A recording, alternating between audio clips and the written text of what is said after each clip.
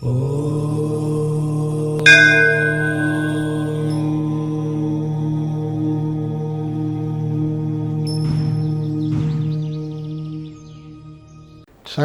నేను మీ విశ్వకర్మ వాస్తు యూట్యూబ్ ఛానల్కి స్వాగతం. మనది ఉత్తర ఫేసింగ్ ఇల్లు అనుకోండి. మన వెనకాల మన నేబర్ వెనక వైపు వాళ్ళకి దక్షిణంలో రోడ్డు ఉంది. మన దక్షిణం వాళ్ళకు ఉత్తరం. వాళ్ళ ఉత్తరంలో నుంచి మన ఇంట్లోకి నీళ్ళు వస్తే మంచిదా, అలా రావచ్చా?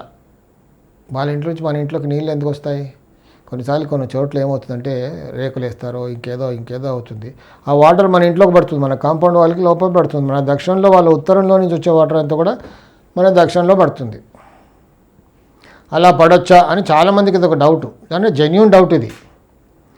వాళ్ళ ఉత్తరం నీళ్ళు మన ఇంట్లో నుంచి రాకూడదు, వెళ్ళకూడదు, మన దక్షిణంలో పడకూడదు. దానివల్ల చాలా ఘోరమైన ఫలితాలు ఉంటాయి. చాలా చిన్న ఇళ్ళల్లో జరుగుతూ ఉంటుంది ఎక్కువగా ఇది. చిన్న కాలనీస్లో, బస్తీల్లో, పల్లెటూర్లలో అలా వస్తే మనం కొంచెం చాలా ఇబ్బందికరంగానే ఉంటుందని చెప్పాలి. అలా పడకుండా చూసుకోవాలంటే అక్కడ ఆప్షన్ ఉండకుండా కూడా పోతుంది కొన్నిసార్లు. అప్పుడు వీళ్ళకి తప్పదు ఇంకా బాధలు. అలా పడకూడదు. సింపుల్గా చెప్పాలంటే వేరే వాళ్ళ ఉత్తరం నీళ్ళు మన ఇంట్లో నుంచి వెళ్ళకూడదు, మన ఇంట్లోకి రాకూడదు. అంటే మన దక్షిణం నుంచి ఇంట్లోకి లోపల రాకూడదు. దానివల్ల కొన్ని ఇబ్బందులు ఉంటాయి.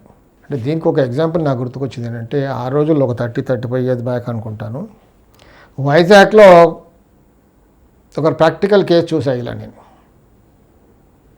అప్పుడు నేను ఆశ్చర్యపోయాను. జనాలు వాస్తు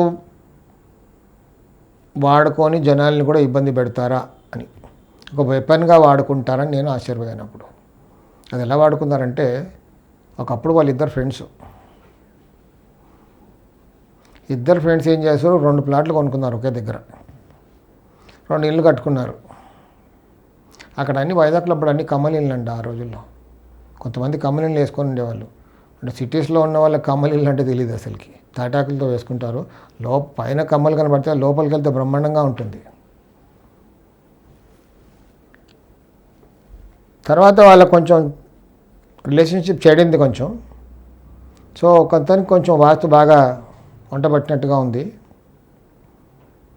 వాళ్ళ దక్షిణంలో నుంచి, అంటే అక్కడ కాంపౌండ్ వాల్స్ అంటూ ఏం లేదు ఇద్దరికి. కమ్మలిళ్ళకి కాంపౌండ్ వాల్స్ ఉండవు కదా, ఊరికి హద్దు ఏర్పరచుకుంటారు. వాళ్ళ దక్షిణంలో నుంచి ఉత్తరంలోకి ఇలా వాటర్ వచ్చేలాగా చిన్న కాలువ తీశాడు. అంతే, ఇతని పరిస్థితి చిన్నగా అయిపోయాడు. తర్వాత ఆ ఇల్లు కూడా అతనే కొనుక్కునేసాడు అని నన్ను వాళ్ళ అబ్బాయి, ఎవరైతే చెడిపోయాడో వాళ్ళ అబ్బాయి నన్ను తీసుకెళ్ళి చూపించి చెప్పాడు.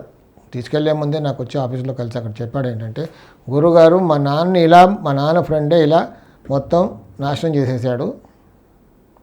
అంటే సారీ, ఆ పెద్ద వర్డ్ వాడినందుకు అతను వాడాడు సేమ్ వర్డ్ చెప్తున్నాను. ఇలా వాటర్ దక్షిణ నుంచి మాకు ఉత్తరంలోకి వచ్చేలాగా చేశాడు మా నాన్న ఫ్రెండే. ఒకప్పుడు ఇద్దరు బాగా కలిసి ఉండేవాళ్ళు. తర్వాత నాకు ఇప్పుడు అర్థమైంది దానివల్లే మేము ఇలా అయిపోయామని. ఇంత ఘోరంగా ఉంటుందా అంటే ఉంది. అతను ఇలా వెపన్గా వాడుకొని ఇతను చేశాడు అది. సో వాటర్ ఇలా రాకూడదని చెప్పడం ప్రాక్టికల్ది నాకు గుర్తుకొచ్చింది ఈ వీడియో చేస్తుంటే. ఇప్పుడు సాయి రక్ష.